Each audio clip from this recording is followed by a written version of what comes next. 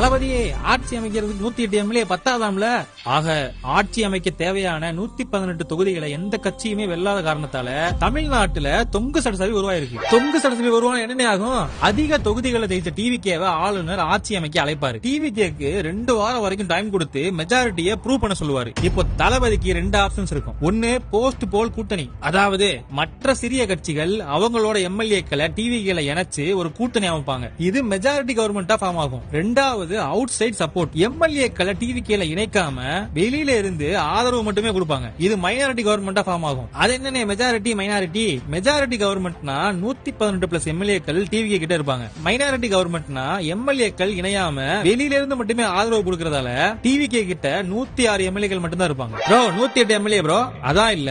விஜய் என்ன 2 தொகுதியில ஜெயிச்சதால ஒன்ன ராஜினாமா பண்ணணும், இன்னொரு எம்எல்ஏவை பேரவை தலைவரை அப்பாயிண்ட் பண்ணணும். அப்போ டிவிகேவோட ஸ்ட்ரென்த் 106ஆவும் மொத்த எம்எல்ஏக்களோட எண்ணிக்கை 233ஆவும் பெரும்பான்மைக்கு தேவையான எம்எல்ஏக்களோட எண்ணிக்கை 117ஆவும் மாறும். அப்போ டிவிகேக்கு இன்னும் 11 எம்எல்ஏக்கள் தேவைப்படுவாங்க. 2 வாரம் டைம் முடிஞ்சதுக்கு அப்புறம் கவர்னர் ஃப்ளோர் டெஸ்ட் ஒன்னு கண்டக்ட் பண்ணுவாரு. இதுல தான் டிவிகே பெரும்பான்மையை கூட்டணி மூலமாவோ அவுட் சைட் சப்போர்ட் மூலமாவோ நிரூபிக்கணும். இதுல போஸ்ட் போல் கூட்டணியில இருக்கிற சிக்கல் என்னன்னா, கூட்டணிக்கு வர கட்சிகள் சில அமைச்சர் பதவிகளை கேட்பாங்க. இவங்களை தளபதி சாட்டிஸ்ஃபை பண்ணிட்டாருன்னா மெஜாரிட்டி கவர்மெண்ட் ஃபார்ம் ஆயிரும். சரி, இப்ப யாருமே சப்போர்ட் பண்ணல, யாராலையுமே ஆட்சி அமைக்க முடியலன்னா என்ன ஆகும்? ஆர்டிகல் 356 படி தமிழ்நாட்டுல குடியரசுத் தலைவரோட ஆட்சி வந்துரும். அதுக்கப்புறம் திரும்ப எலெக்ஷன் வைப்பாங்க.